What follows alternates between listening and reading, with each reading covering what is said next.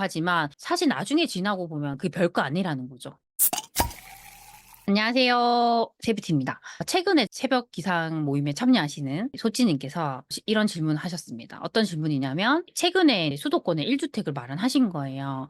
그래서 주택을 하나 더 사고 싶은데 우리가 일시적 1가구 2주택 요건으로 하려면요. 일단 기존 주택을 사고 1년 뒤에 두 번째 주택을 사야 되거든요. 내가 1년을 기다렸다가 사면 되는지 아니면 지금 살지 고민된다 하셨어요. 결국에는 그게 비과세에 대한 이야기도 있고 우리가 2주택이 되는 것에 대한 이야기도 있습니다. 또 다른 분도 질문하셨는데 어떤 얘기를 하셨냐면 지금 집이 두 채가 있어요. 근데 대구에 두 채가 있으신데 여기서 좀 못난이를 팔고 돈이 회수가 되면 요걸 가지고 시드가 크지 않으니까 지금 서울 수도권은 못 살 것 같고 지방에 투자를 하는 거 어떤지에 대한 이야기를 하셨습니다. 그래서 결국에는 이 두 분의 이야기가 일단 2주택이 되는 것에 대한 이야기거든요. 그래서 요 부분에 대해서도 말씀을 드리고 싶습니다. 일단은 첫 번째로 우리가 1주택에서 2주택으로 갈 때 고민하는 게 뭐냐면요. 비과세에 대한 부분이죠. 그래서 이것도 잘 봐야 돼요. 저도 처음에 1주택에서 2주택으로 늘릴 때 저도 당연히 일시적 1가구 2주택으로 세팅하려고 했어요. 그래서 이 1년 있다가 사야겠구나라고 했는데 그게 제 마음대로 되지 않더라고요. 그 이유가 뭐냐면 일단 제가 돈이 있는 상황이었고 이게 1 년을 기다리면 제가 두 번째로 살려고 했던 곳이 훨씬 많이 오를 것 같았어요.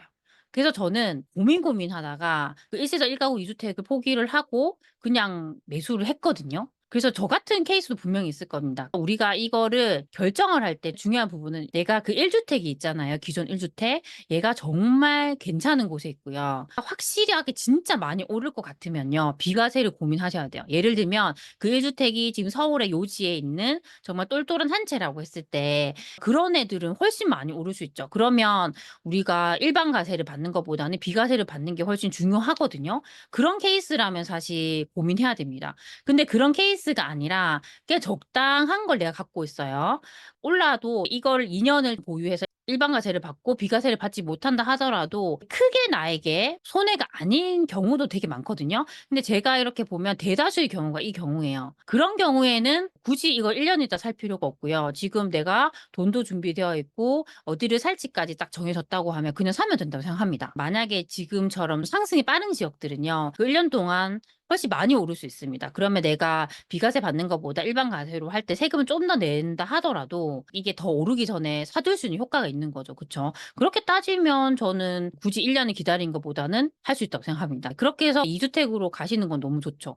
그래서 우리가 자산이 내가 하나가 있는 것보다는요. 확실히 하나가 더 있는 두 개가 됐을 때 확실히 좋죠. 왜냐하면 그냥 단순하게 우리가 생각을 해도 내가 하나가 이렇게 오르는 것보다는 두 개가 같이 오를 때 이 시너지가 있는 거죠. 그쵸? 그래서 지금 같은 경우는 우리가 3주택부터는 취득세 중과가 되니까 사실 3개 이상 늘리는 건 되게 힘들잖아요. 근데 비규제 지역 기준으로 우리가 두 개까지는 취득세 중과가 안 되기 때문에 충분히 할 수 있습니다. 그리고 두 번째로 저한테 질문 주셨던 분 같은 경우에는 지금 기존에 대구에 두 채가 있는데 여기서 못난이를 팔아서 고 시드를 마련한 다음에 지금 생각하고 있는 돈이 한 5천만 원 정도인 거예요. 그러면 이 돈을 가지고 지방에 투자를 해도 될지에 대한 부분이거든요. 근데 이 부분은 최근에 제가 1주택자분이 5천만 원이 생겼을 때 할 수 있는 전략에 대해서 말씀을 드렸거든요. 저는 사실 제가 만약에 1주택인데 5천만 원 있다고 하면 지방 투자를 하지 않을 것 같습니다. 왜냐하면 지금 지방도 사실 지방 나름이긴 해요. 지방 중에서도 전주나 아니면 강원도에 있는 춘천이나 경남에 있는 진주 같은 곳들은 조금 더 상승이 좀 흐름이 괜찮거든요.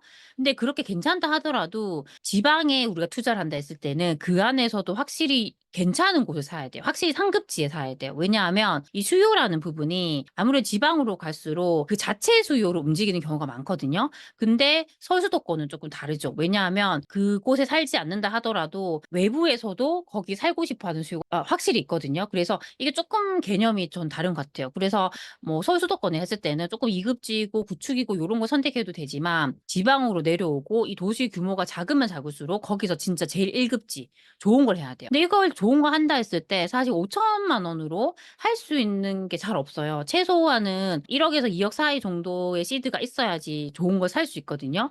그래서 그런 관점으로 본다고 하면 저는 '굳이 이걸 또 지방에 사야 할까?'라는 부분이긴 합니다. 그래서 만약에 저라면 오히려 경기도에 있는 지금 아직까지 제대로 반등을 하지 못한 고런 도시들을 볼 것 같아요. 거기서 내가 제일 1 급지는 못 산다 하더라도 쪼끔 더 구도심에 있는 뭐 20 평대라도 작은 거라도 사면요. 이게 상품성은 떨어지긴 하지만 여기가 입지적으로 괜찮다고 하면 수요는 확실히 있어요. 학군도 괜찮고 학원가도 잘 돼 있고 고런 형태라고 하면 이게 연식이 좀 됐다 하더라도 여기에 꼭 살아야 되는 사람들이 있거든요. 그래서 그런 곳들을 해 보는 게 좋죠. 그리고 5천만 원 사실 너무 적기 때문에 대출 레버리지를 좀 쓴다거나 아니면 내가 시드를 좀 더 모은다거나 해서 최소한 1억 은 만들어야 된다고 생각해요. 그 정도는 있어야지 어느 정도 선택을 할 수 있는데 너무 시드가 작으면 사실 살 수 있는 게 없거든요. 그래서 그렇게 좀 하시면 좋을 것 같고 이것도 힘들다라고 하면 그렇게 하기보다는 지금 2 개에서 만약에 팔아서 하나가 됐잖아요. 그러면 요거를 좀 더 상급지로 갈아타는 전략도 괜찮죠. 그래서 그 시드를 좀 합치고 대출도 일부 받고 해서 그 1 주택을 쪼끔 더 좋은 상급지로 바꾼 다음에 또 나중에 돈을 또 이렇게 모은 다음에 주택을 하나 더 사는 전략도 괜찮습니다. 그래서 저는 이 2 가지 케이스 같은 경우에도 결국에는 집이 하나가 아니라 우리가 2 개를 가져가는 전략에 대한 부분이거든요. 그래서 하나보다 확실히 2 개가 좋고 이 2 개를 만들 때 우리가 무조건 비과세에 집착을 하게 되면 그 시기를 놓칠 수 있다는 거죠. 그쵸? 그래서 만약에 지금 내가 1 주택자인데 지금 시드는 확실히 마련돼 있어요. 내가 지금 서울 수도권에 살 수 있는 여력이 된다고 하면 저는 사실 그 비과세 요건을 맞추기 위해서 그 1 년을 기다릴 것 같진 않습니다. 지금이라도 빨리빨리 임장 다니고 하면서 내가 살 수 있는 곳들을 검토할 것 같아요. 그쵸?